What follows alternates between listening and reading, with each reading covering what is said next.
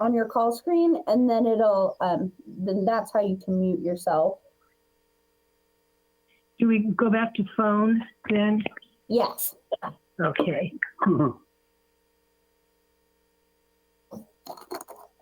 Looks like I found the search for button. That didn't do anything. Hey, Joel, can you help her out? I'm not an iPhone user. Okay. You know, on any phone, you can just press *6, whether it's an iPhone or not. If you just go to the phone and do *6. Okay, we'll get the keyboard. Thank you.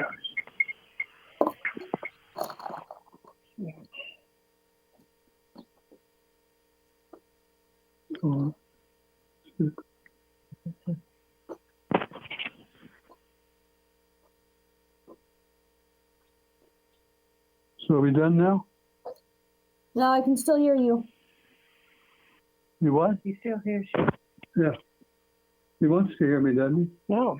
Nope, we need to hear you later. he? Okay.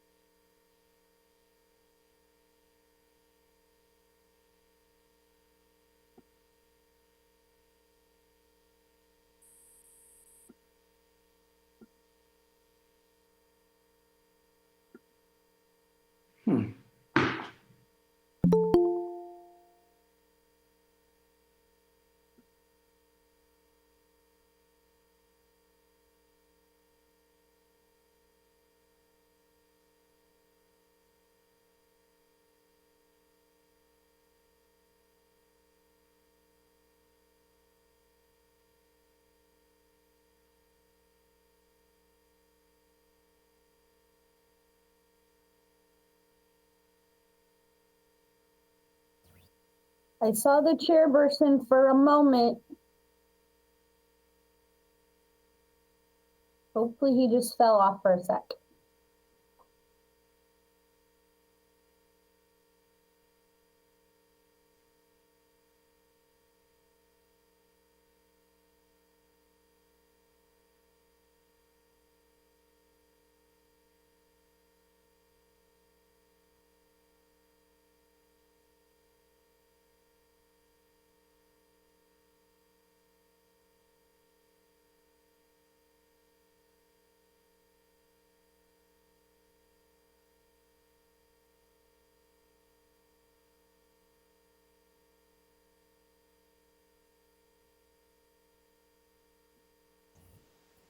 Let's give the chairperson just a couple of more moments to get on. If not, we'll have our vice chair, Commissioner Soroyan, lead the meeting. So does 3 minutes? I'm here, guys. Oh, I can't, okay. for some reason, and that's why I went off and came back. I can't get my camera to work. It may be, I had a couple of Zoom calls earlier today, and it may be that for some reason it's not closed that, and it's not letting me access the camera for this. I don't know, since I'm going from Zoom to Google Meeting, so. You know the old story, Mike, is turn it off and reboot it. Yeah, I know. Well, and that's, if I had the time to do that. So I may at some point do that, but why don't we get started? And I'm happy to be looking at all of you, and you don't really need to look at me anyway, so. Okay, so call the meeting to order. Leslie, would you give us a roll call, please? Yes, Sarah Burling.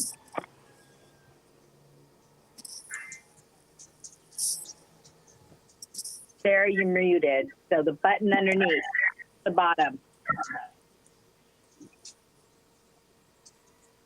Oh, no, Michael Cadell. Here. Darlene Mosley. Here. J.C. Myers. Here. Al Soroyan. Here. All present. Thank you. Good. Okay, we have 2 items of extraordinary business. The wildfire prevention plan for Pescadero Canyon. We're going to get an update on that, I guess, from Public Works Director Harari. Is that right? Bob, you're on mute. I had such a good line too, and now I forgot what I said. This item was requested by your commission at the last meeting, requesting to get more information about Pescadero Canyon and fire prevention and fire suppression, those types of things. Chief Panholzer from the city of Monterey was kind enough to volunteer to join us today and give his presentation. So with that, I'll turn it over to Chief Panholzer. Well, good afternoon, and thank you all, first of all, for making me feel a little better about my struggles with this Google Zoom and everything else. And I'm going to now see if I can successfully present the PowerPoint presentation.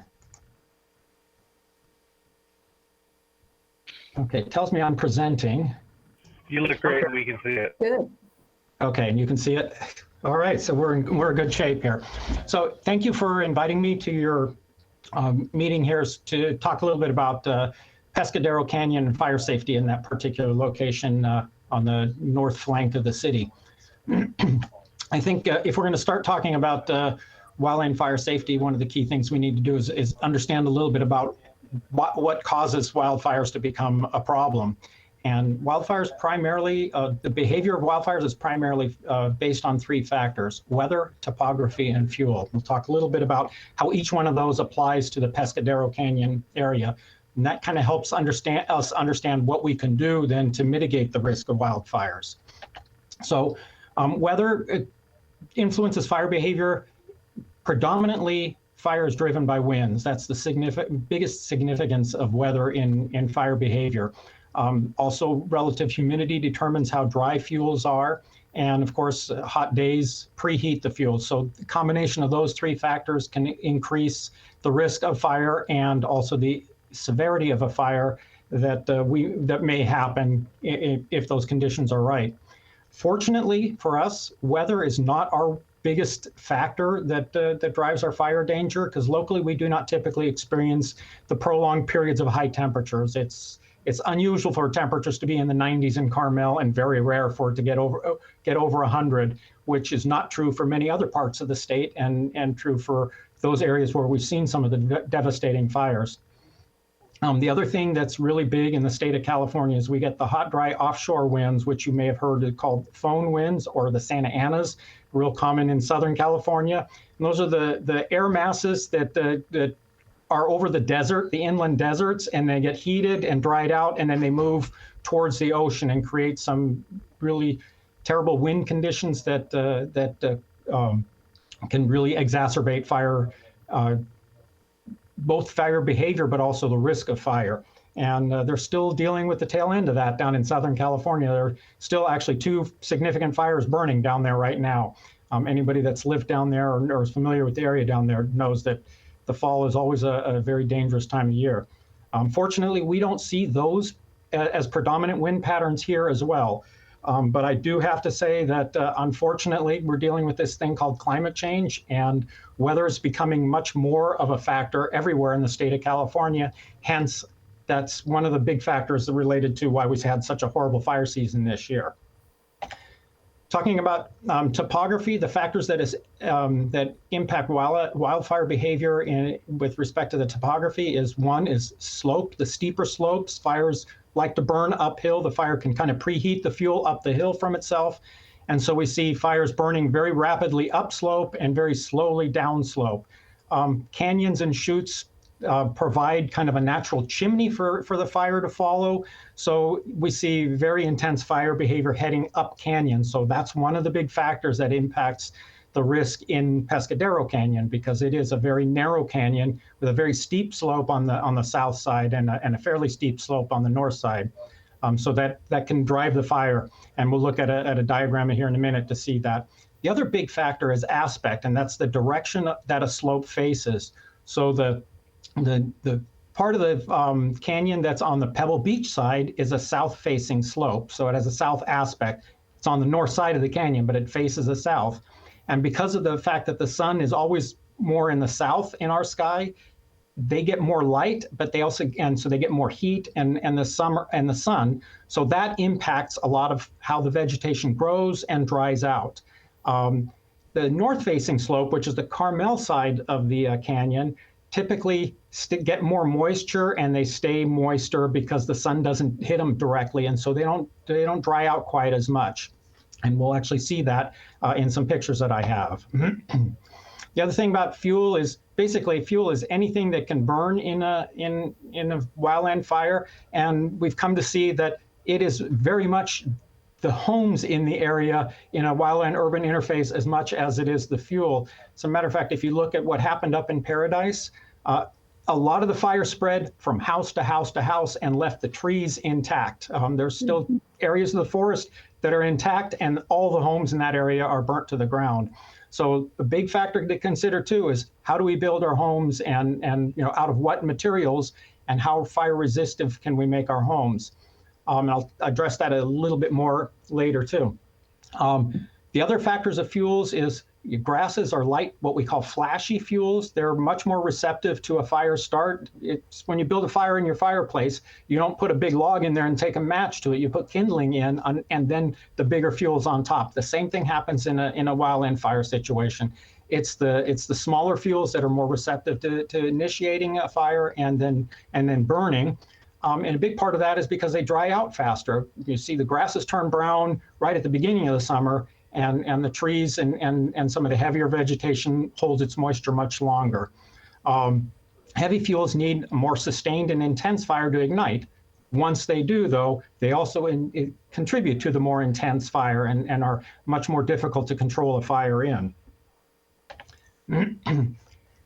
The other thing is where is the fuel located? Ground fuels, so things that are growing directly on the ground, like the grass and low brush, more likely to ignite and spread fires. Very often we'll see the aerial fuels or the forest canopy be unscathed when a fire burns through, because fire burns through fast and not enough heat gets up to the canopy of the trees to cause it to get ignited. And so, which is a good thing, because if a fire burns in the canopy, it becomes much more difficult to fight and is much more threatening to devastating spread.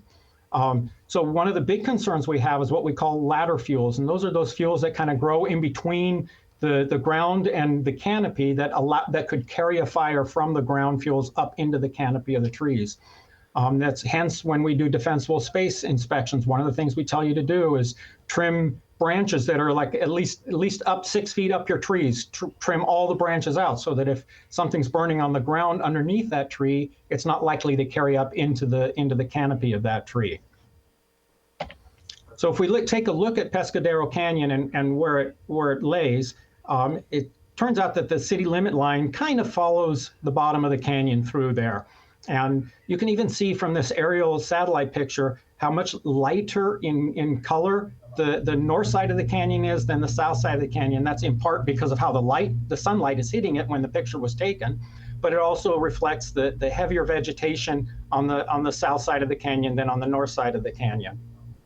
And so we see that the north side is our south aspect and the south side is our north aspect. And if we look at now how we might expect based on terrain only, so only on the topography, how is a fire likely to travel through that canyon? This is what I would expect to see, that the fire would travel predominantly up the canyon. We'd probably see some spread up through the drier fuels on the north side of the canyon more readily.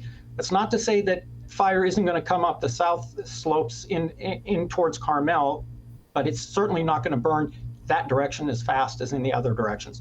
So those are all things that work to our favor as residents at Carmel, and on being on the south side of that canyon, but certainly doesn't completely mitigate any of the risk.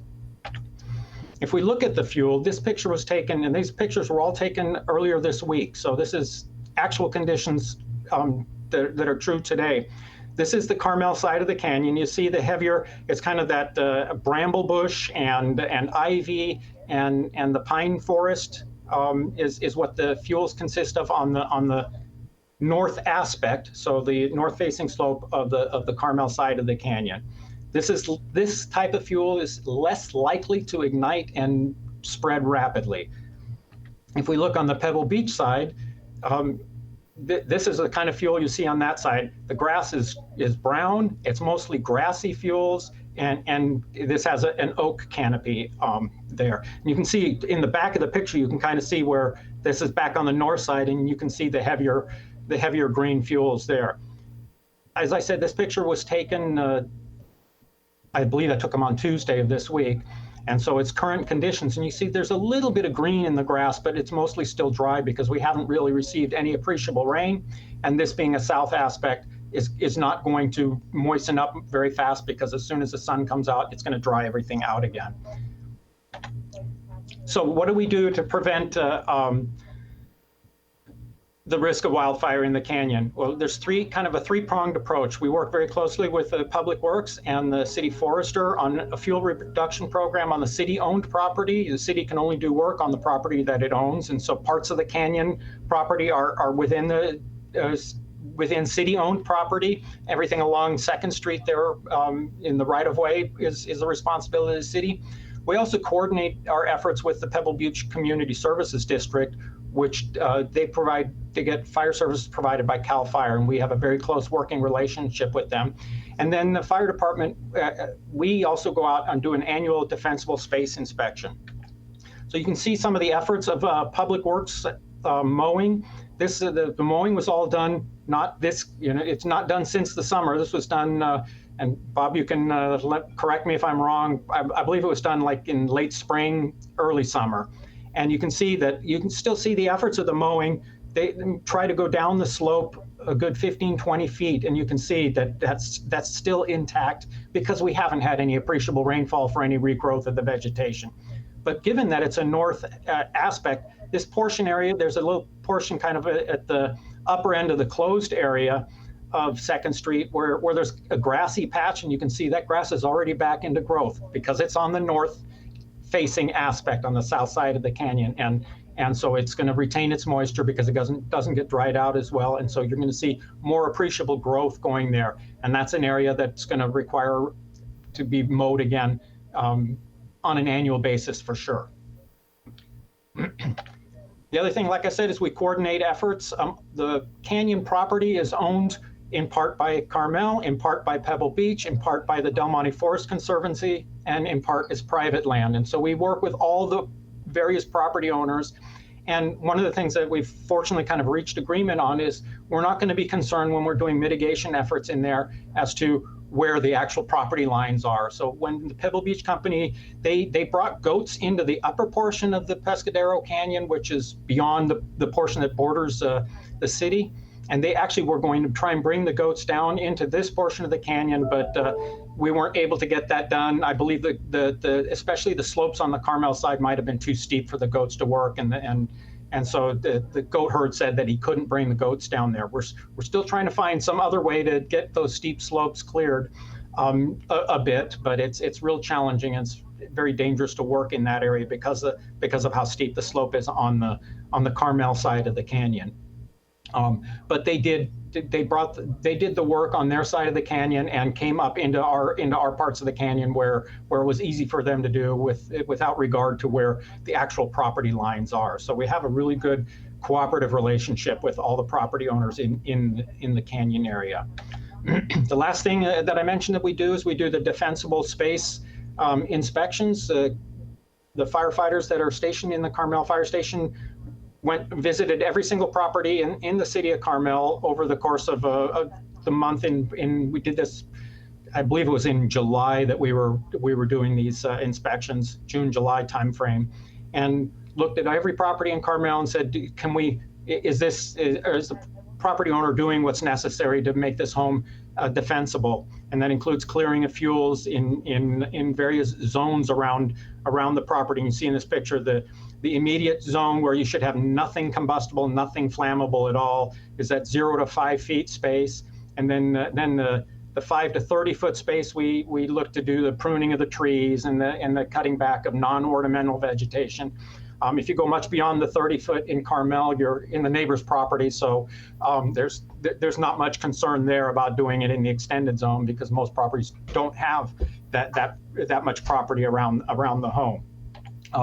If you're interested in seeing what we've done, you can go to our website, which is www.monterey.org/fire.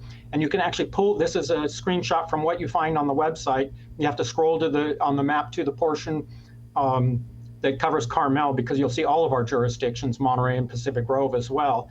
And each parcel, you can't really tell for sure on this map, but each parcel, it has a little status situation. And you can see, fortunately, the predominant color here is green, which is a good thing, which means that the parcel passed the defensible space inspection. If it needed some work, then we would contact the property owner and ask them to do the necessary work, and we would assist them with guidance as to what the work is that needs to be done in an effort to make the homes in Carmel more defensible in the event of a fire. So those are kind of the three prongs that we've used to create some fire safety in the entire community, but particularly some of the things we've done in the Pescadero Canyon area.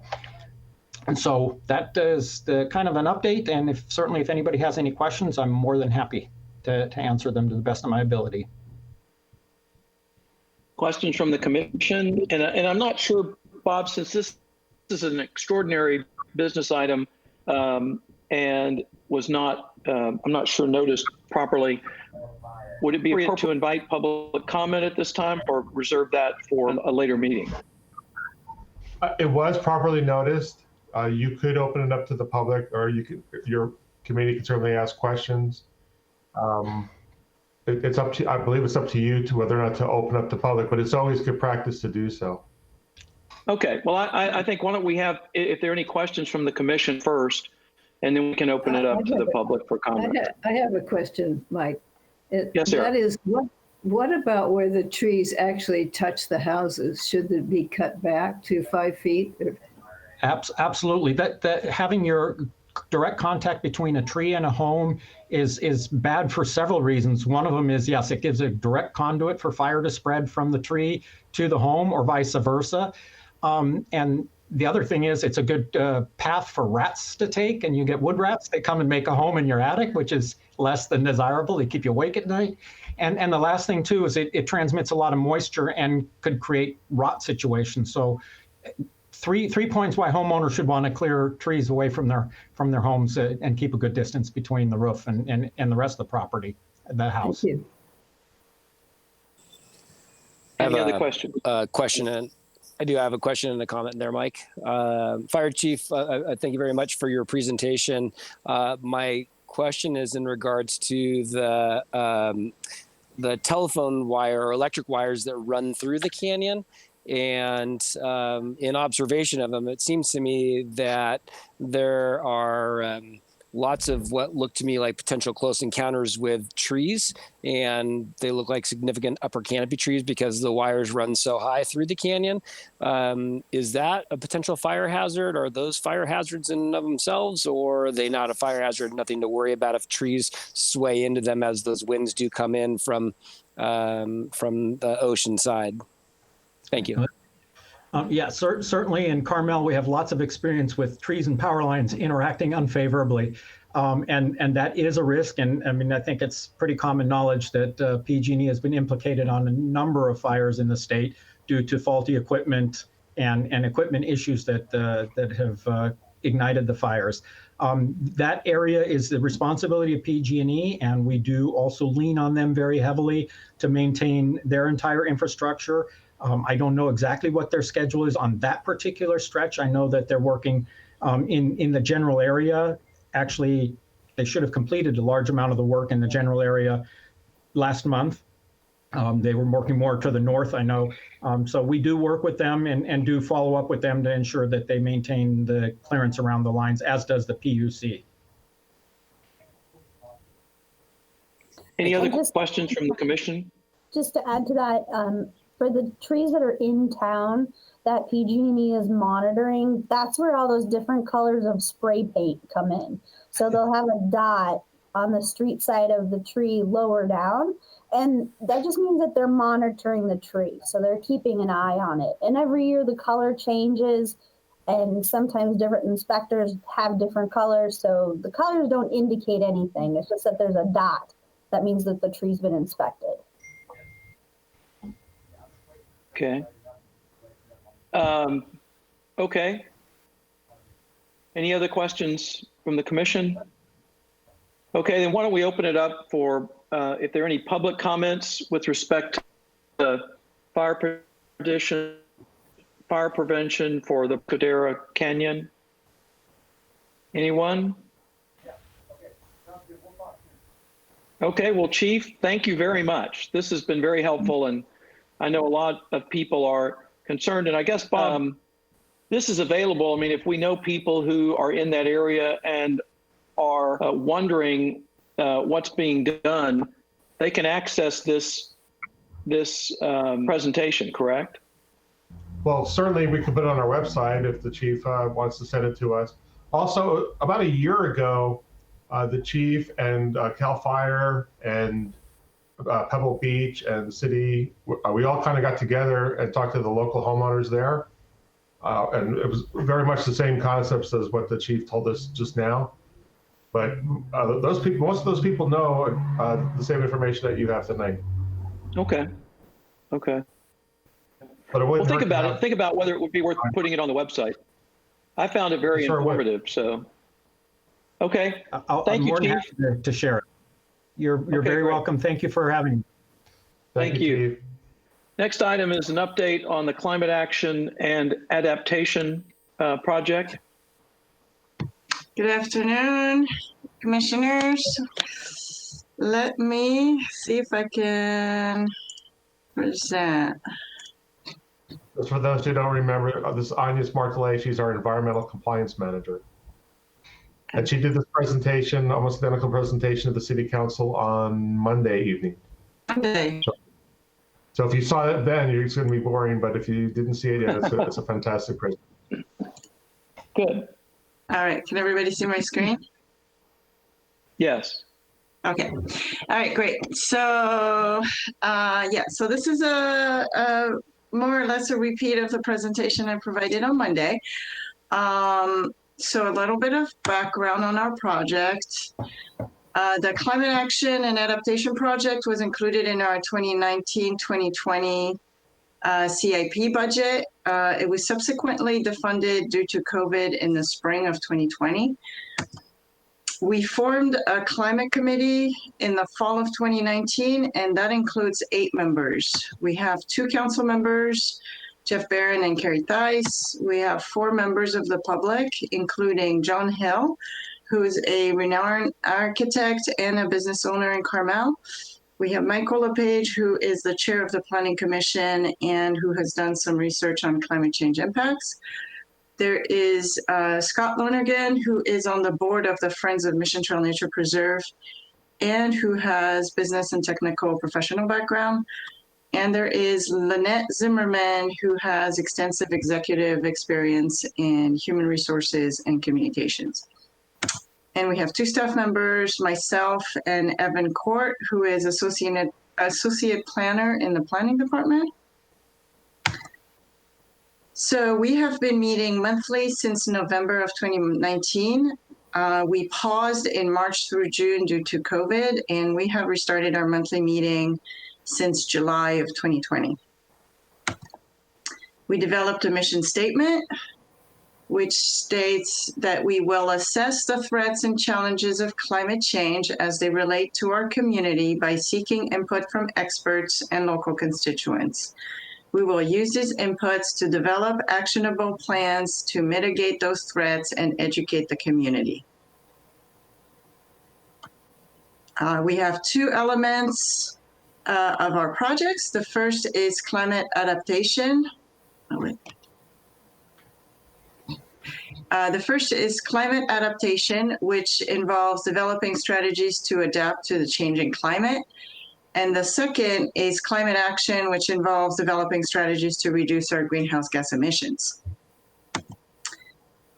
So our progress to date, we have developed work plans to guide our climate adaptation and action planning processes.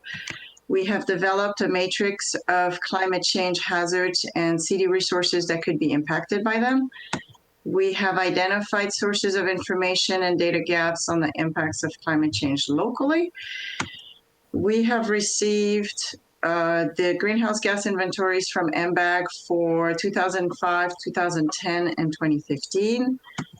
We've started outreach to community groups and regional partners, and we've started a monthly presentation series. So our public outreach is 2-pronged. We are doing outreach to community organizations about our project. So there's been several presentations that have been made by members of the committee to several organizations. So far, the Rotary Club, the Carmel Residents Association, the Friends of Mission Trail Nature Preserve, the Chamber of Commerce, and local schools. And we're also receiving presentations by other organizations which are helping us better understand the vulnerabilities of the city of Carmel. So some of those presentations have included Carmel Area Wastewater District, the American Institute of Architects Monterey Chapter, the City Forester, the Monterey Fire Department, Monterey County Office of Emergency Services, Greg D'Ambrosio and David Schonman also on the Carmel shoreline. So we've heard quite a bit in those presentations, so I'll give you a little snippet of some of the information we've heard. The fire chief that just spoke actually spoke quite a bit about wildfire, so I won't go into a whole lot more detail than what he's talked about, but they did provide a great presentation to us, as well as the American Institute of Architects on wildfire vulnerability and reducing those vulnerabilities. So just to mention, the north and east side of Carmel are in the very high fire hazard zone. That's the zone shown in red on the map on the right here. And Carmel-by-the-Sea is in the lower left-hand corner of the map. So you can see the north and east edges of the city are within that zone. The chief mentioned the Defensible Space Inspection Program that they initiated, so I won't go into any more detail about that. Also, we've heard that wildfire vulnerability can be reduced by better siting, better landscape design, and also better building materials. So one of the potential climate adaptation report action items might be to update our planning guidelines and for landscape and building design to reduce vulnerability on private property. We've also heard from Carmel Area Wastewater District on our wastewater system, and particularly our wastewater treatment facility. That's the facility you can see in the photo on the right. It's located at the mouth of the Carmel River. They have done some studies recently, and based on the analysis, they anticipate they will need to relocate the wastewater treatment facility by 2062. That's just 40 years out. The most likely options would be to retreat up the valley or to connect to Monterey One water, both of which would be very expensive options, upwards of $100 million. The Carmel Area Wastewater District infrastructure also includes sewer systems, sewer lines, and pump stations along the coastline. So some of these will need to also be relocated. And so a potential report action item for this, since Carmel Area Wastewater District is not under the jurisdiction of the city of Carmel, might be to assign a liaison to COD for adaptation planning. We've also heard from Sarah regarding the forest. She did let us know that actually the forest does provide a lot of climate benefits, including capturing runoff, improving air quality, and sequestering carbon dioxide. But climate change is providing quite a bit of tree stress, including increased heat, more variable water supply because of more uneven, or the storms don't come as often or are more unlikely, more drought years, and also reduced fog. And as you all know, our urban forest lacks age and species diversity. So a potential report action item would be to recommend a public process to update the Carmel-by-the-Sea Forest Management Plan, including updating tree species and density objectives. And we've also heard from David Schonman and Greg D'Ambrosio on our Carmel shoreline. The shoreline is affected by tides, waves, storms, and human actions. And we have quite a bit of coastal infrastructure, including revetments, sand ramps, and seawalls. Some of our seawalls are undercutting because of erosion and retreat of the surrounding sandstone. They identified 10 hotspot areas where there was significant damage after big storms in 1982-83. Actually, that photo on the right is post 1982-83 storms. And so a potential report action item for this might be to develop a shoreline monitoring and maintenance program. Now, these are not all the action items that we might come up with for each of those items, but those are examples.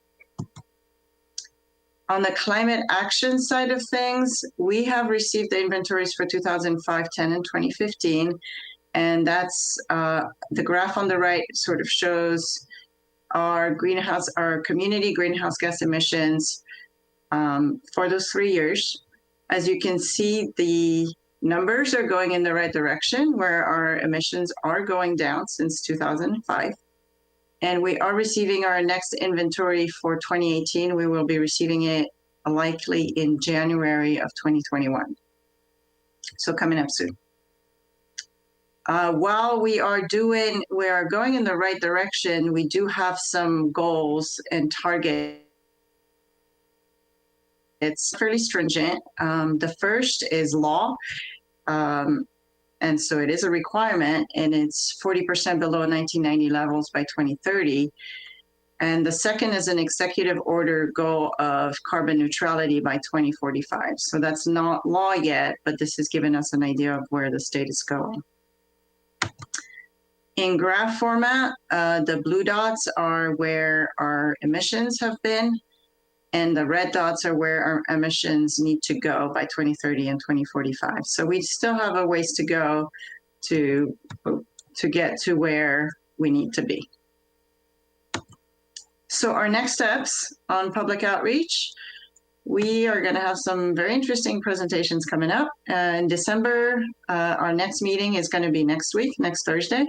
We'll have the USGS present on their Cosmos model, which is modeling the combined impacts of sea level rise and coastal storms on the California shoreline. And they have done, it's fairly detailed modeling, and they're just finishing the results for the Monterey Bay area and Carmel Bay area. So we will be getting advanced view of what the results are showing for Carmel Coast. And we will be getting a presentation from Bob about our storm drain master plan, which was just completed this year. In January, we're looking to hear from PG&E, the Monterey Peninsula Water Management District, and the Monterey Regional Waste Management District. So on the climate adaptation side of things, our next steps will be to continue the public outreach. Then we will complete our vulnerability assessment. Based on the vulnerability assessment, we will define climate adaptation strategies. And we're anticipating to have the final report done by fall of 2022. We will be doing some updates to City Council in the meantime between now and then, but fall 2022 is our goal. On the climate action side of things, I just mentioned that we will be receiving our 2018 greenhouse gas inventory shortly. For future steps, we are going to need some consultant support. We have greenhouse gas emissions forecast and quantifying emission reductions of various strategies. Those two elements we're not going to be able to do in-house, and we're going to need some support. And we're estimating that that's going to be in a $15,000 to $20,000 range, which is not currently budgeted. So any questions? And at the bottom here is the webpage for the Climate Committee, which has all of our prior presentations, all the slides that we've seen so far. Thank you, Agnes. That's a pretty sobering report. Questions from the commission? Agnes, this is JC. I have a question. How can the Forest and Beach Commission partner with this committee to get your message out? What kinds of things can we do together? What are your thoughts there? That's an excellent question. Definitely getting the word out to as many people as possible, because I think there's a lot to learn about climate change and its impacts and our vulnerabilities and how we can improve, how we can reduce our vulnerabilities. I have not given too much thought about how the forest, I think there's some ways that we might be able to interact with regards to some of the practices that will help with the forest and climate change. Since there is some interest with the Climate Committee in improving, in updating the forest management plan. And I think there's interest with the Forest and Beach Commission, obviously, with doing this work. So I could see where that could be a place where we could interact. Also with the shoreline management plan, if that needs to be updated, which is likely because that was completed a while ago.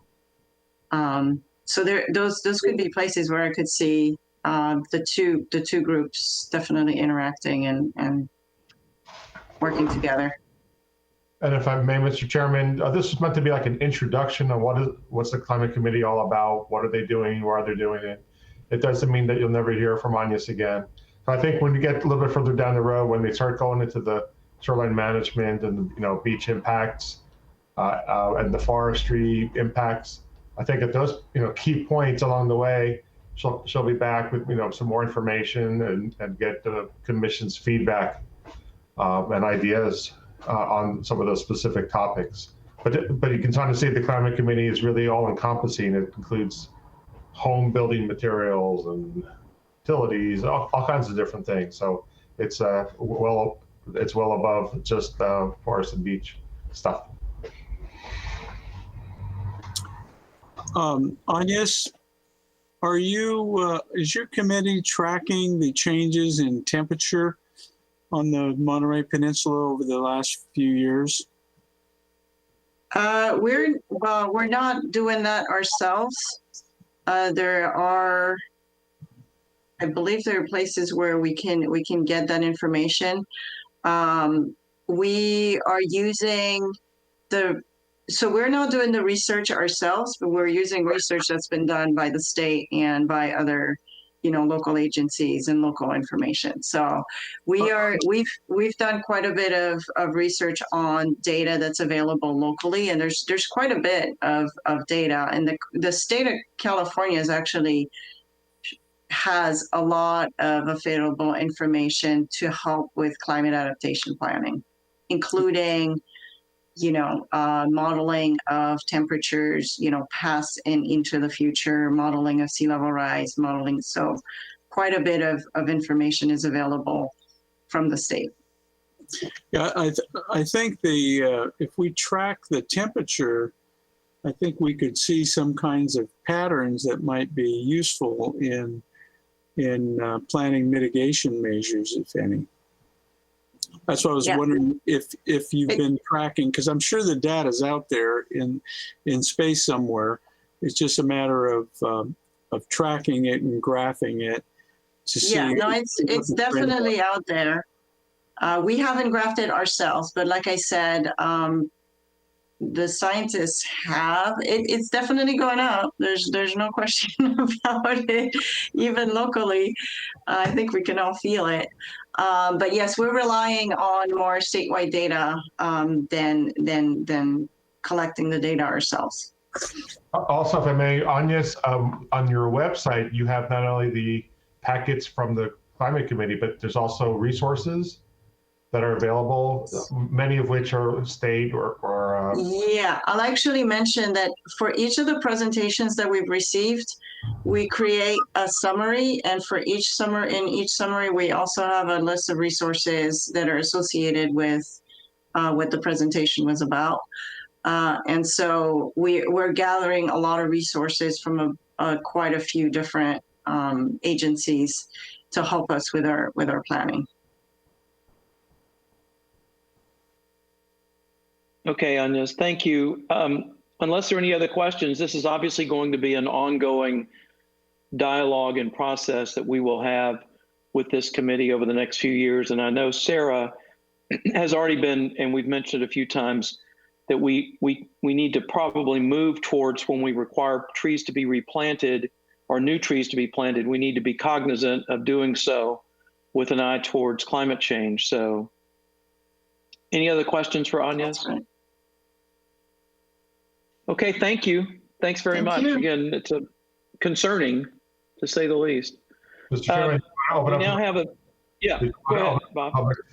Did you want to open up to the public for the climate presentation? Sure. If we have any members of the public that want to back to the state on the climate action and adaptation project.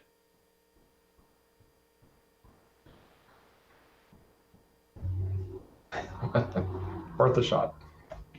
All right, good. Moving on, now is the time for any public appearances. Members of the public are entitled to speak on matters of municipal concern that are not on the agenda during public appearances. Each person's comments shall be limited to 3 minutes or as otherwise established by the commission. And matters not appearing on this month's agenda will not receive action at this meeting, but may be referred to staff for a future meeting. You're not required to identify yourself, but it is helpful if you would, so that we can have your name and identification in the minutes of the meeting. Is there anyone that would like to make a public appearance at this time?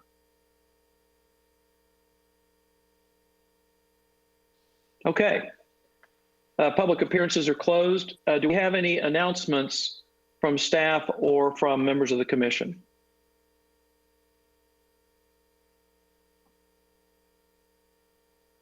Okay, moving on to the consent agenda. We have one item on the consent agenda. That's to approve the November 12, 2020 meeting minutes as presented. Do we have any, has anyone, have people reviewed the minutes? Do we have any proposed changes or modifications?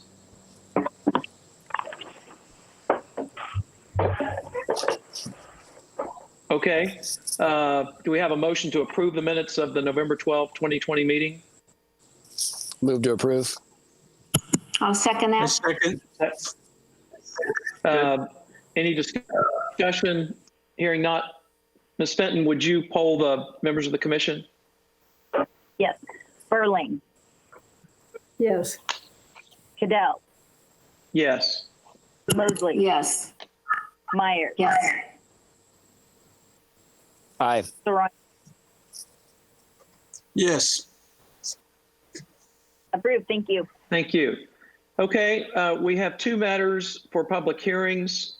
The first of these is the approval or denial of an application to remove 6 trees at Casanova Street, 5 southeast of 12th Avenue. And I'll turn it over to the city forester for a presentation. Yes, we have an application to remove some additional trees at a property that we visited in the past on Casanova. It's a double lot. The house is being demolished to build a new structure with an attached garage and an accessory dwelling unit. The plans have gone past this commission, and we did approve to remove 2 trees that were in fair condition that would be in the footprint of the building. So that's ongoing. So what's happened now is the property owner, Mr. Tesher, has come in with a forest management plan for the 2 parcels. So basically saying how he wants to manage the remainder of the trees that are going to persist through the lifetime of the property. So he submitted this plan that was drafted by his consulting arborist. It's very thoughtful, it's scientifically sound, and it recommends the removal of additional trees. 1, 2, 3, 4, 5, 6 additional trees. And if you look in the attachment, there's a site map. And you'll note that the trees that are being proposed to be removed are on the property line, and they're crowding out other trees that are more desirable. So the species that are up for discussion are an acacia, 2 cherries, 2 pittosporums, and a redwood. So aside from the redwood, the rest of those trees aren't really on a recommended list or all that desirable. The redwood in question is very close to another redwood that's in much better condition. So the thinning of these trees will make it more easy for the desirable trees to have access to light, nutrients, and moisture. So they'll be able to have a longer life and be able to grow to be larger trees. So it's my recommendation that we go ahead and approve the permit application to remove the additional 6 trees. Okay. Questions? Questions of the city forester?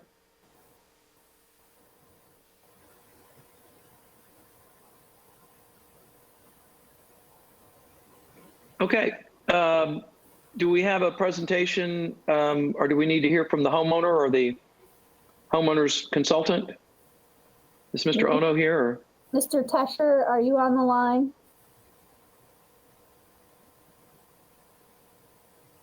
Hello? Hello? Hi, Chris. Can you hear me? Is this Mr. Tesher? Okay, this is Chris Tesher. Yes, we can hear you. Go ahead. It is I. Yeah. Okay, thank you. I have nothing really to add other than hopefully the commission will accept the recommendation of the forester. These trees that that we're trying to take down have no impact on construction. They're far away from the construction. And it was mainly the arborist recommendation to take these down in order to facilitate the growth of the trees that are significant and that we really want to preserve. So that's basically it, and hopefully you'll approve the recommendation. Okay. Any questions of Mr. Tesher by members of the commission? Okay. Do we have any members of the public that would like to be heard on this matter?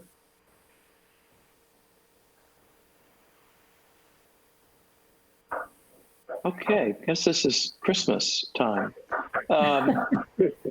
Okay, then we'll close public comment, and it's open. It's open for discussion by the commissioners.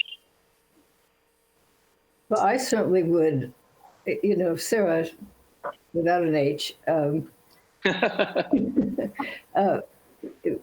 think your presentation would certainly encourage me to accept it. It sounds like a very reasonable proposition. Okay, Al, you raised your hand. Yes. You know, this site has some wonderful trees on it that have been appear to have been preserved in the proposed plans.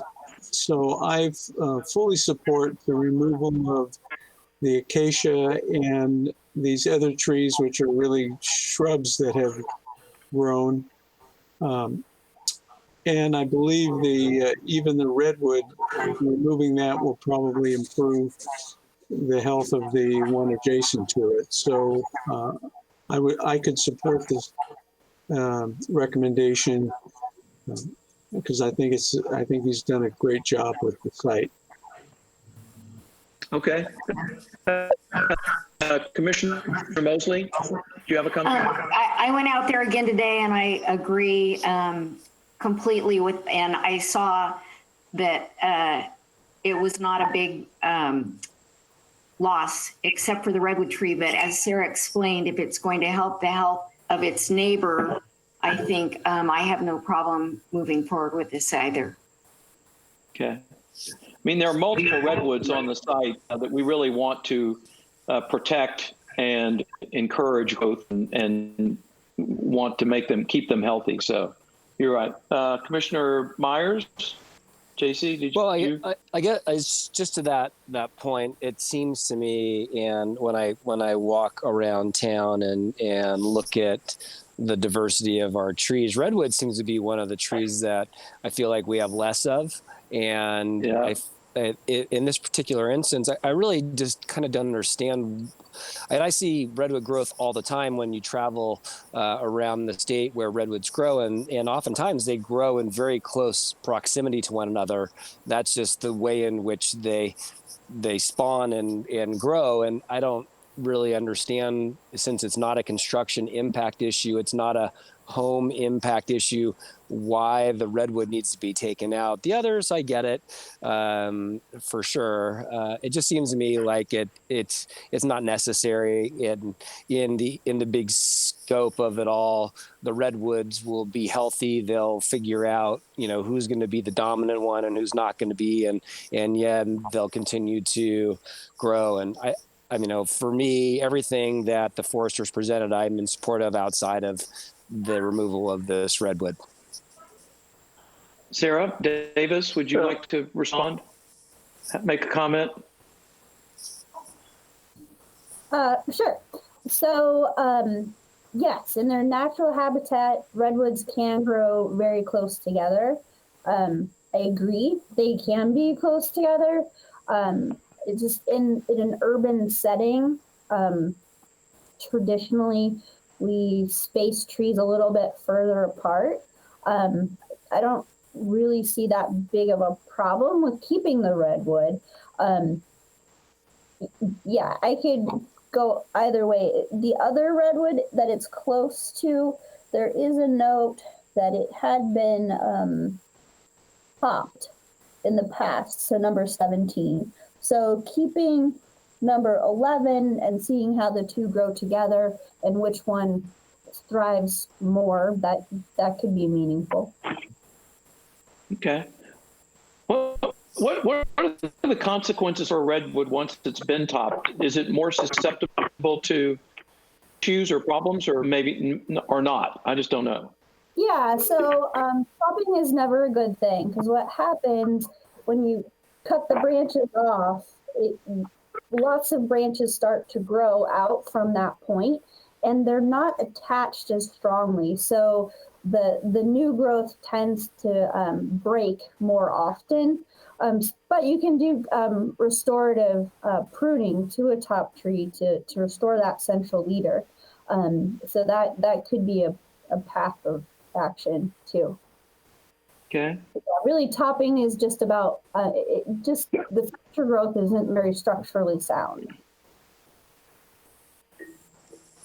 Okay, well then it may make sense to keep the redwood, check back in 10 years and see how they're both doing and deal with it then. Maybe it is a little premature to take out the proposed the one redwood that's proposed for removal. What do other people think? Well, I think I think the first judgment seems fine. Taking the redwood out once the house is built and if it becomes a large redwood is a little more dangerous. That I don't think we need to keep having huge numbers of trees. I think what we can do to make the trees the ones that we do keep more special is kind of an area that Carmel needs to look at, frankly.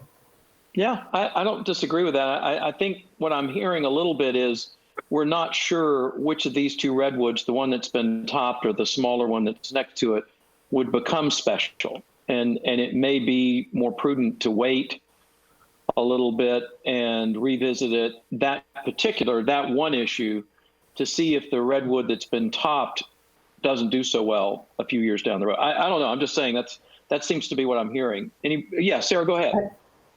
I thought Sarah Davis said that her first opinion was definitely that the one should go. So I don't know where you're picking that up, Mike, that right, it's not certain. Yeah. Sarah, hello, can you hear me? Hold up, one at a time. This is Chris Tesher again. Can you hear me? Yes, Chris. But Chris, let us call on you. This is really we've heard from you, but this is really discussion. Although if you have some factual, if you can give us some more information about the topping of the one redwood, maybe that would help facilitate the discussion. So again, I'm an urban forester, so I think of things in terms of city design and not so much how they naturally occur in a forest. So my tendency is always to recommend having trees planted far enough apart for them to grow to maturity without conflicts with other trees. But yes, redwoods do grow very close together in natural settings. So we can wait and see what happens. Okay. Well, I mean, do you, and I don't want to put you on the spot, Sarah, but I'm going to put you on the spot.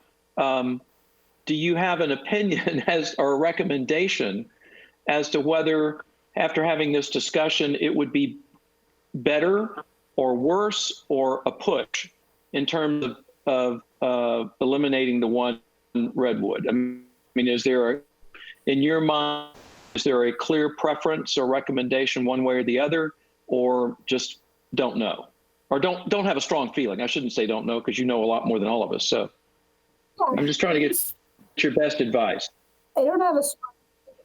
I guess I really don't have that strong of a feeling, because they're adjacent to one another on the property line, adjacent to a driveway. I would say perhaps if we waited 2 years until after construction was complete and then reevaluated those two trees, I would have a stronger opinion. Okay. Okay. And Sarah, does that answer your Commissioner Burling, does that help your Yeah, it's okay. responsive? Okay. Other people, other commissioners? Commissioner Mosley or Soroyan? Okay. Hearing nothing, I would invite a motion. Do we have a motion to make to either accept the city forester's original recommendation or accept the recommendation that we withhold a decision on the redwood, go ahead and allow removal of the 5 other trees, the pittosporum and the cherry, hold up on the redwood for 2 years. Do we have a motion to that effect either way? I'll go ahead and make that motion, Mike, that we accept the recommendation of the forester with the amendment that the redwood in question not be removed and potentially be considered at a later date. I'll second that motion. Okay. Is there a second? Okay. Is there any further discussion? I'll second. Okay. No, we got it out. Any further discussion? Okay. I'm sorry. I didn't mean to cut anybody off. Did somebody else want to make comment? Okay. Ms. Fenton, if you would poll the commission.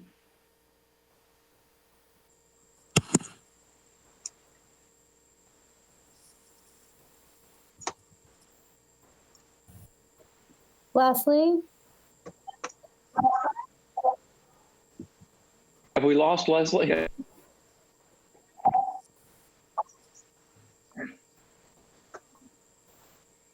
She's still there. Sorry, can you hear me now? He's still there. Maybe you have. Yes. Yeah. Yes. Sorry, my phone we can muted hear you. me. So, okay, Berlin. That's okay.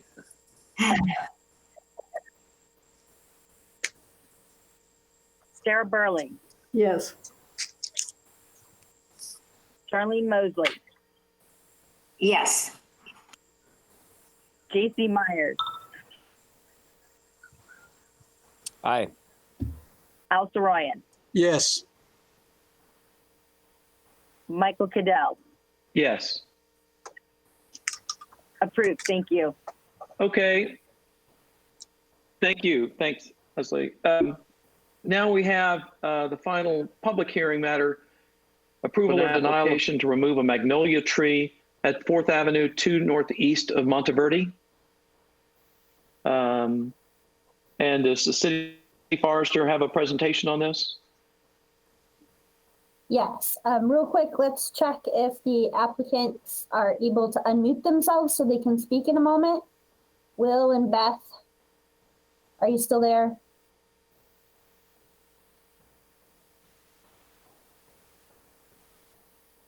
Okay, well, we'll let Do they need them a star 6 work. or?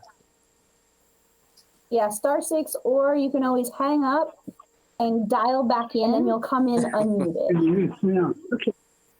Oh, there you are. Can you hear Okay, us great. now? Yep, we can hear you. Okay, now we can get started. All right, so there is an application before the commission to remove a magnolia at the Meitzner residence on Monteverde. The tree, from the photos you can see, the tree is healthy, it's in good condition, but where it's situated, it's adjacent to a small landscape wall, and it appears that the roots of the tree are damaging the landscape wall.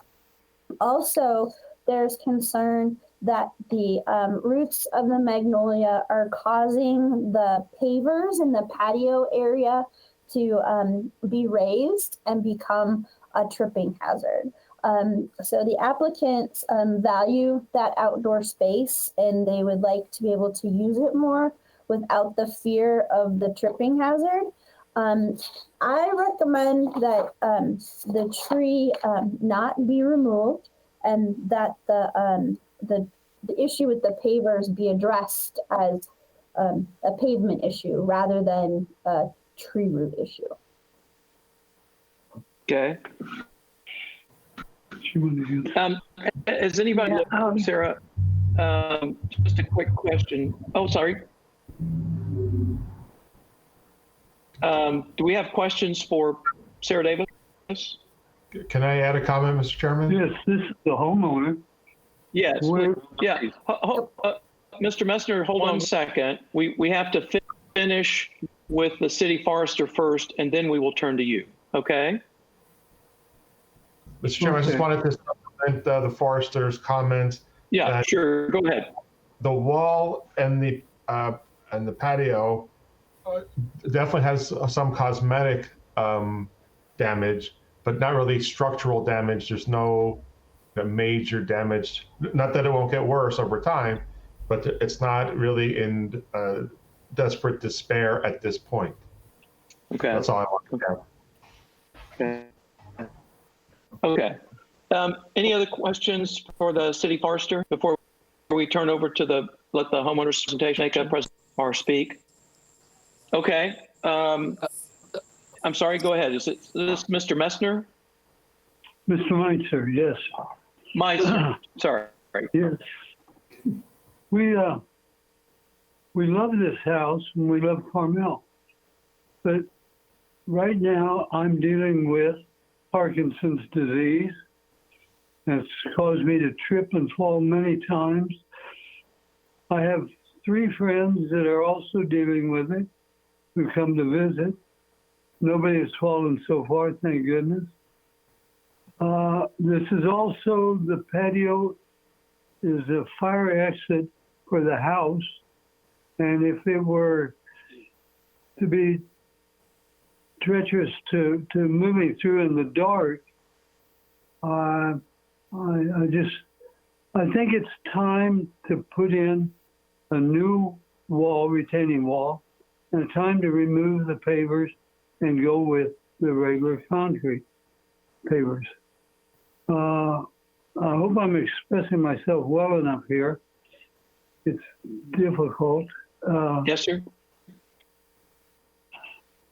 It's caused a change in the way our water is diverted.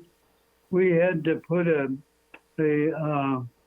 gutter on that side of the house to divert the water away because it was building up too much and going to damage the inside of the house.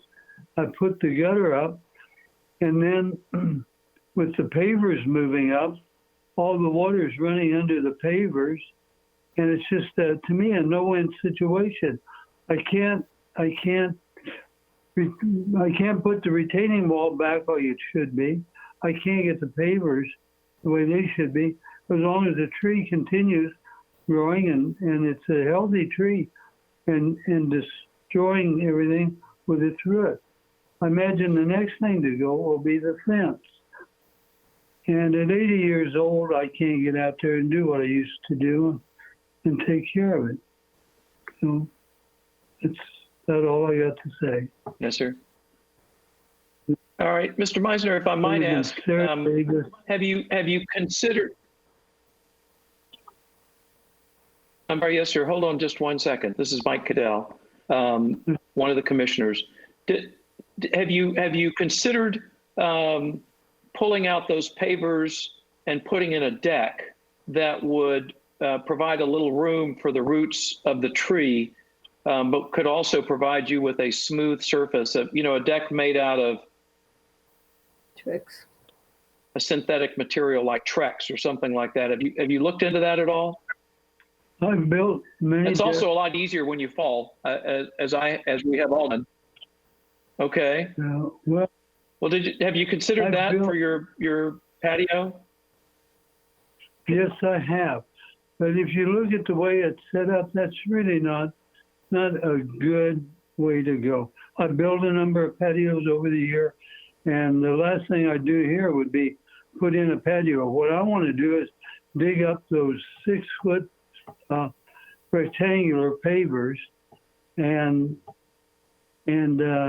replace them with concrete and then rebuild the retaining wall. But right now it's old brick in the retaining wall, and that's going to be crumbly.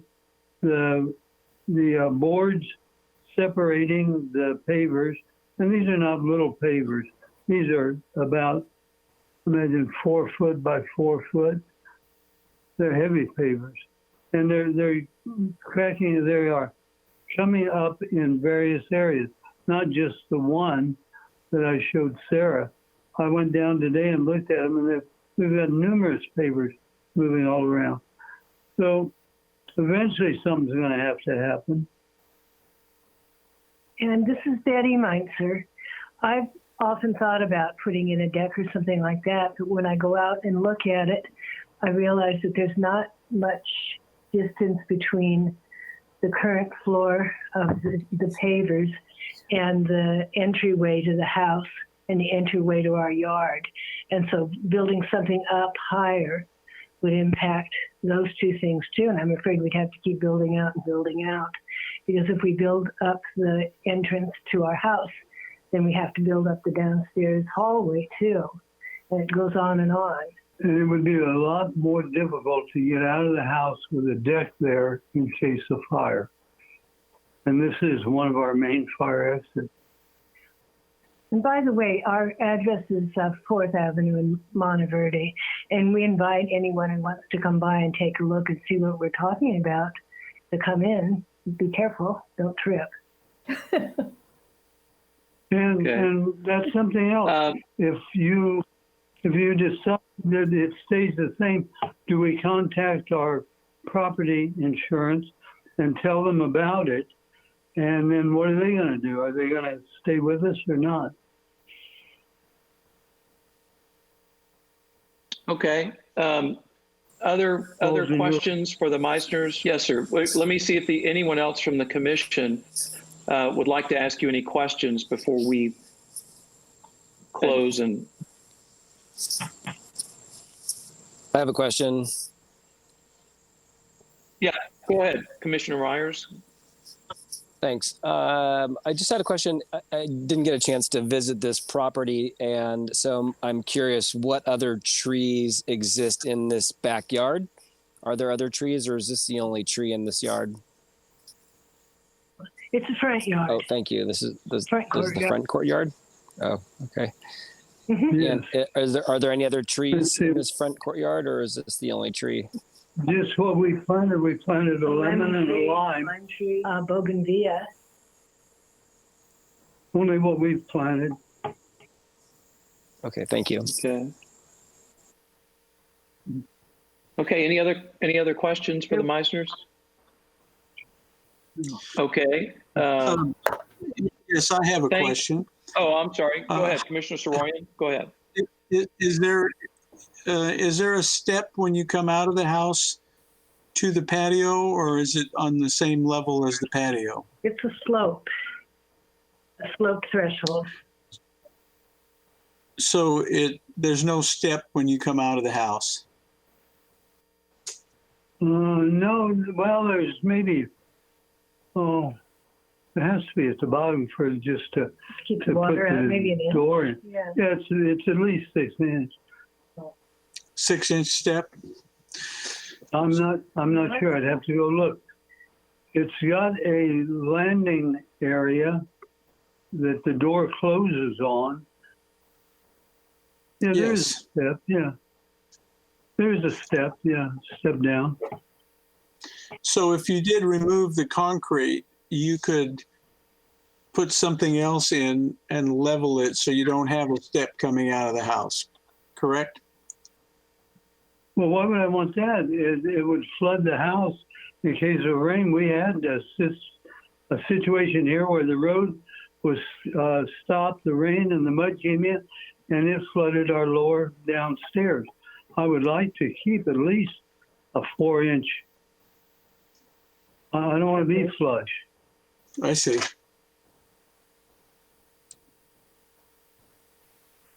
Okay. Yeah. We have the culvert that runs through the city.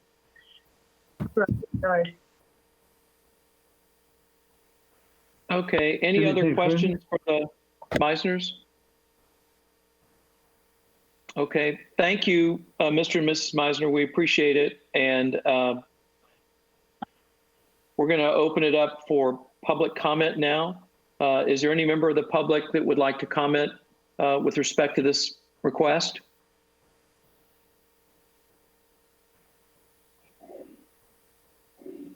Okay, then we'll close it to public comment and open it up for discussion within the commission. I'm sympathetic. I guess my only concern is I don't know that we have a real good feel for what could be done to preserve the tree. It sounds like the Meisners are going to redo the patio anyway. And I'm just wondering if there isn't a way to do something with a deck or with pavers and maybe create it where you put a seat around the tree or something like that to raise it right at the level of the tree, but keep the level of it elsewhere the same or something. I don't know that I feel like we've gotten enough information. I don't really feel comfortable based on this. Yeah, Commissioner Berlin, go ahead. Well, I was wondering, I want to look at it. It's a very pretty tree, but I think that people's health come frankly ahead of the tree. But I'm wondering, would it be worth it to wait a month, and that would delay them from being able to settle it and actually look in? I didn't go into the patio, and I just looked from the outside. There's plenty of trees in the area. That is a pretty tree. And I mean, would it help if we saw the patio and yeah, maybe even have yeah, you along, Al, where you're the builder guy in the group, and right. Well, I would like, yeah, I mean, I just feel like I'm kind of like you. I'm sympathetic to concerns about someone's health, but it sounds like they're going to redo the retaining wall and the patio anyway. And I'm just wondering if there isn't a creative way to do that. Mm-hmm. That's been explored. But Commissioner Mosley? I agree with Sarah. Oh, sure. Go ahead, Mr. I was out there. I'm sorry. No, Commissioner Mosley, please. Go ahead. Thank you. I went out there today, and it is a beautiful tree, and I would hate to see it go on the one hand. And so if there are other avenues to explore for being able to save the tree and do the necessary construction for the safety of the homeowners, and I know what kind of water damage can happen. There may need to be French drains or something put in to keep that from happening. I'm not sure about the construction issue, but there are lovely trees. It's not like all of a sudden that space is going to look like it's been denuded of trees. There's beautiful oak trees in the neighborhood. It looks great. So I think it might behoove us to have the homeowners do some research on what they may be able to do construction-wise to save the tree, and for us maybe to be able to take a better look at all of the issues. Okay. Commissioner Myers? Well, I'm definitely in support of the notion of visiting this property and thinking and through the options a bit more thoroughly. I had a couple questions after looking again at the pictures. Back to Forrester, Sarah, the age of this magnolia, and then looking at it from both sides of the fence, it seems as if the root zone is pretty well constricted inside, and kind of it feels like it looks to be elevated and then constricted. And I'm just curious how big of a root zone is really needed for this tree to continue to be so healthy. And it's amazing it's as healthy as it is. So I'm just would like some comments from her if possible.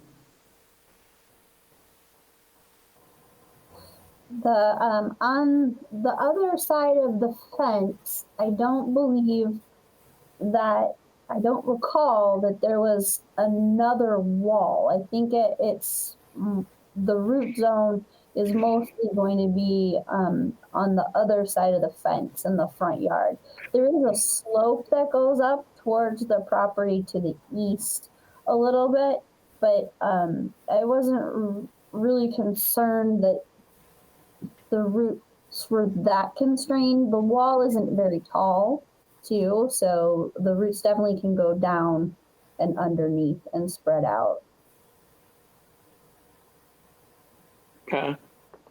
Okay. Thanks. Any further discussion? I think there seems to be a consensus that we should wait. The only question I have in my mind is our next meeting enough time with the holidays and everything else? I'm talking about us getting out and looking at it.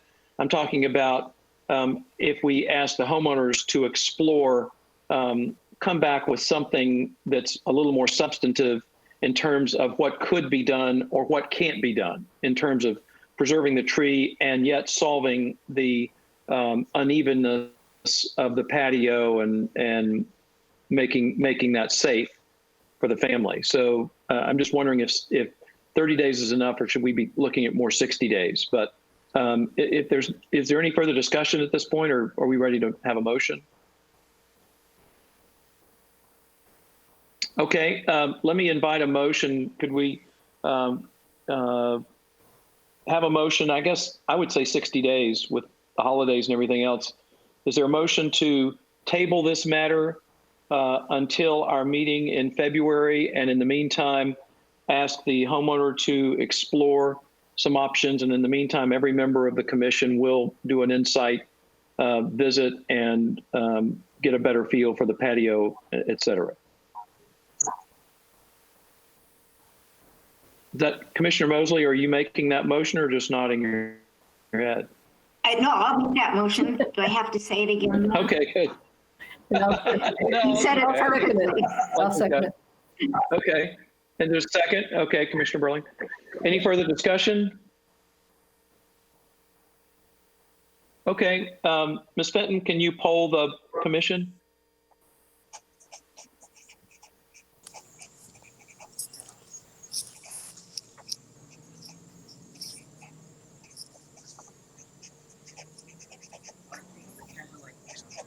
Did we, Leslie, or she's?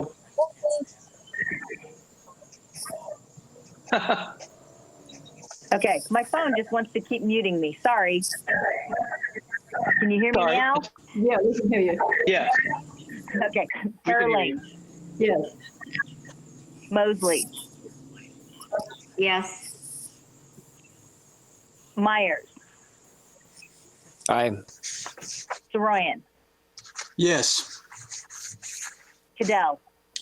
Yes. Approved. Thank you. Thank you. Okay, the next order of business is the consideration of the adoption of a meeting calendar for next year. The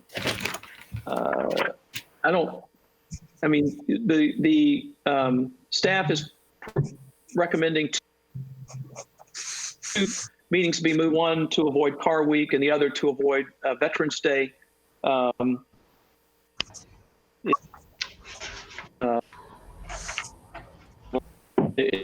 Is there any approved calendar proposed by staff for next year's meeting? Leslie, could you walk us through this, please? Yeah. Every year, the commissions put together a calendar of when their meetings are. And then also on the first one that Sarah has up on the screen right now, you can see when the staff would need and applicants would need to have their items in so that the packet could be prepared. This year, well, next year, actually, in 2021, if Car Week is able to happen, if COVID restrictions have been taken away and we can all gather again, the August meeting would fall right there in Car Week. So talking with Bob, he suggested we move it to the following, I gotta look at my chart. Move it to the following week, which would be August 19th.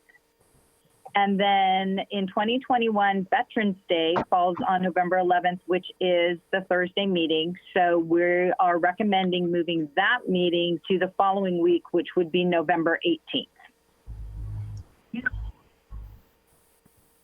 Okay. So if anybody has any conflicts with those, or if they want to put them on a different date, before Car Week, after Car Week, that would be up to you and your discussion.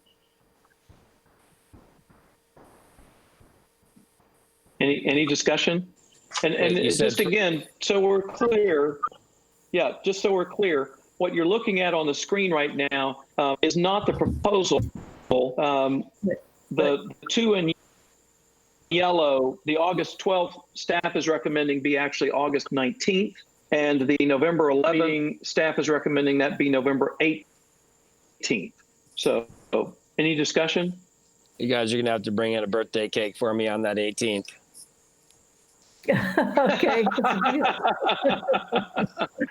I don't know. We can move it around, JC. We don't have to. No. I'm perfectly fine with it. We don't have to spend 3 or 4 hours in a meeting on your birthday. I'm fine with it. It'll be fine with me. No worries. Just add birthday cake into the motion. Yeah. All right. Okay. Is there a motion to approve the meeting dates for 2021? I move we approve these dates. And I'll second it. Okay. Leslie, you want to poll the commission? Yes. Sperling. Yes. Mosley. Yes. Meyer. Yes, with a birthday cake. Soroyan. That condition. Cadell. Yes. Approved. Thank you. And I will send out a calendar with all the new and current dates on it to you all. Thank you. Thank you. Okay. It's time for the City Forester's monthly report. Ms. Davis. Hi there. Standard month for November, we did replace one of the vandalized cypress on the scenic pathway that had been missing for a couple of years. So we're getting that reestablished. We didn't have very many failures that month, just one. And it was related to a wind event. We were lucky that happened on a weekend and staff was willing to come in and take care of it. It was blocking in a cul-de-sac so nobody could get out. So we saved a considerable amount of money from our staff volunteering to come in to take care of it. We're continuing to inventory trees as we work along. I'm still getting calls from residents that are concerned that the Monterey pines are going to fall on their homes during the winter storms. So I think just here at the beginning of December, that's starting to taper off. I am getting a lot of plan review requests for solar collectors, which is kind of interesting. Had 5 in a row. Those are the first that I've seen come through in over a year. So that was a little bit of an anomaly. We did go ahead and take out the cypress at the North Dunes that were approved in our coastal development plan. So those did finally come out. Some really exciting things. Our tripper is broken and is in for repair at the shop, so that's slowing us down a little bit. We started putting out the signs for where the new trees are going to be planted. And then we had one stop work order in November, which you will hear in January, where 3 trees were removed unpermitted. And that was caught through an inspection by the building official for an electrical panel. So we'll be hearing about that in January. So we've been working away just like normal. All the tables and graphs are here, and we're building momentum for the year. And the one that I like the most is this one here for 2020. So we have our trees for our winter planting coming in tomorrow. So we're going to get as many in before the end of the year as we can, so that we can get that number up. Right now, we're adding 30 onto the 59 that have already been planted. So look for some new trees around town, which will be exciting. I have some new trees I'm bringing in. Most notably, we're going to be using the Western Redbud as a small tree to plant underneath power lines. We're also bringing in 2 new oaks. The Quercus wisleynii, which is the interior live oak. I'm going to try that one out because it can take more heat and drought a little bit better. So see how that one does here as our temperatures increase. And also the cork oak will be a new introduction. So we're going to do a couple of those.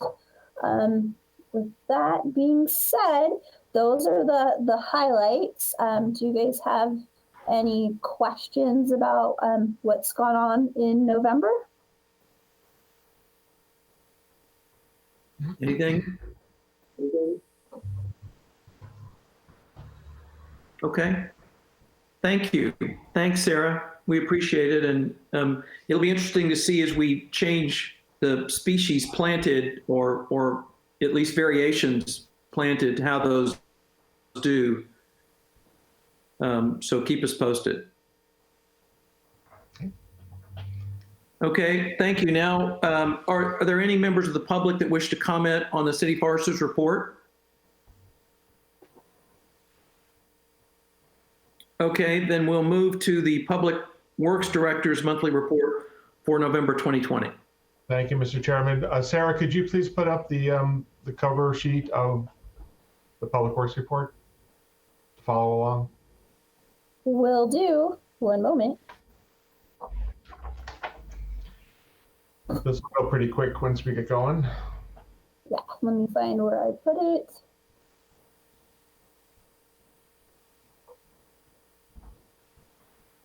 Okay. And almost there.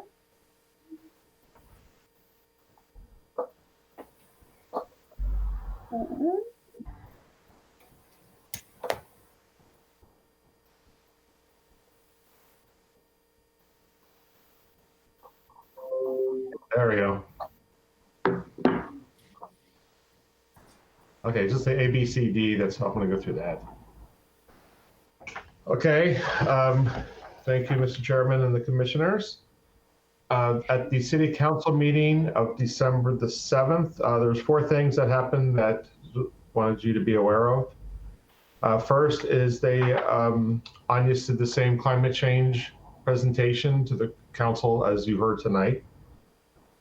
Carmel Cares, Dale Byrne did a presentation about Carmel Cares and the partnership between their volunteers and city, especially Public Works. And they're making great progress, for example, on the scenic pathway and the Forest Theater and some other places. So that was a real big hit on that presentation. 2 more of business transaction type things. One is based on the money that we got from Ms. Overett for cutting down the eucalyptus trees. Council prior month allocated that $25,000, whatever that number was, to the North Dunes. 21,500. 21,500 or 21,250, I think, whatever. So anyway, so that part of that money was went to an amendment to the contract with Joey Canepa, Native Solutions, because she has been working without a contract and on a volunteer basis for the last 6 months, 8 months since COVID hit. So now she has a funding source. Now she's back in business and she'll be helping with data collection. Although we're keeping the costs down, Anya's will be doing their annual report. But of course, we need Joey's detailed technical information and the data. So anyway, that's good news. Like we can go forward now, back in business on North Dunes. Also, a new project. It's an energy audit. The company is called Site Logic. For no cost, they're going to come in. In fact, we might get started as soon as next week. They're going to come into all our city buildings and facilities, including parks and irrigation systems and everything. They're going to look at ways for us to save energy that would reduce greenhouse gas emissions, reduce our electric bill, reduce our gas bill, reduce our water usage, or optimize our sprinkler systems, for example. So it's kind of multifaceted. Once they're done with their energy audit, they'll present it to the city council and possibly to your commission, depending on what we really find. And after that point, then at least we can prioritize what are the most cost-effective ways we can upgrade our facilities. Okay, and this could be from weather stripping restrooms to doing new air conditioning systems at libraries and things like that. So that's going to be a pretty interesting project. Part B is the climate committee meeting. I think you heard all you need to hear on that today. C is the update on the volunteer organizations. We work, I think Sarah might have mentioned this briefly, we worked with the Friends of Carmel Forest on that demonstration rain garden on Monteverde and 7th in the northwest corner. Hopefully you've got a chance to drive by and take a look at that. It's not planted yet, but it's a rain garden, so it acts as an infiltration from all the water in the street will come down and percolate down into the ground there.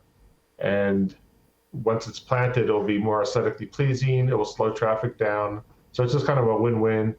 And ultimately, we'll have a little sign that says the city, in partnership with the Friends of Carmel Forest, put this demonstration rain garden together.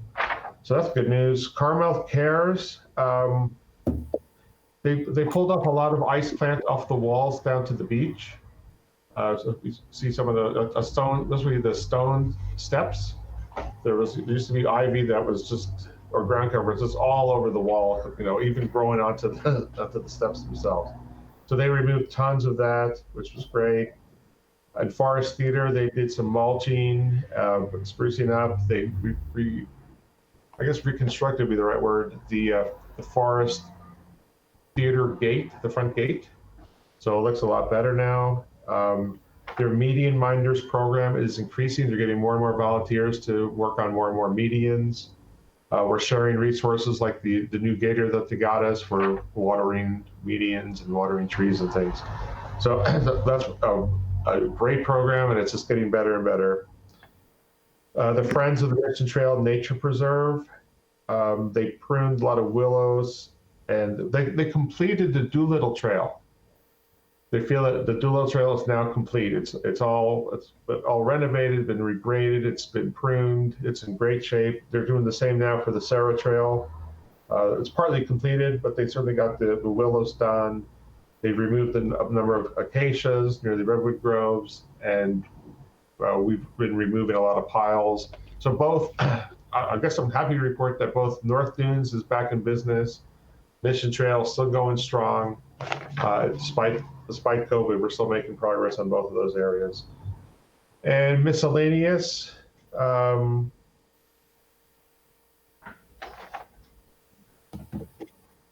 we removed 3 dead pine trees out of the Lester Roundtree Native Plant Garden that the Friends of the Native Plant Garden wanted removed for a long time. So those are gone now. We did that in-house.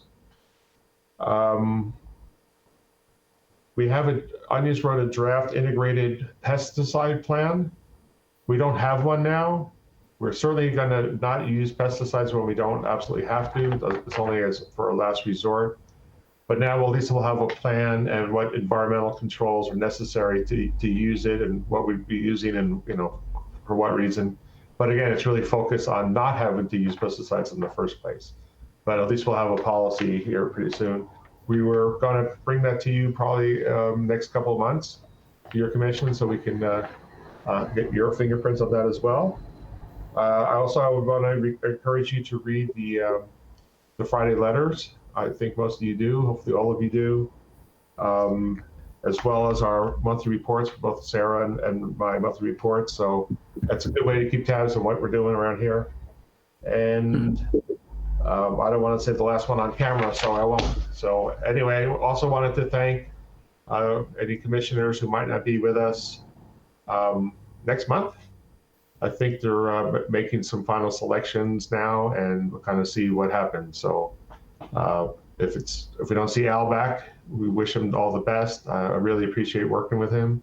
But I don't know. It might be Al. They did not tell me. I do not know what's going on. So anyway, that's all I had to say for today. I'd be happy to answer any questions.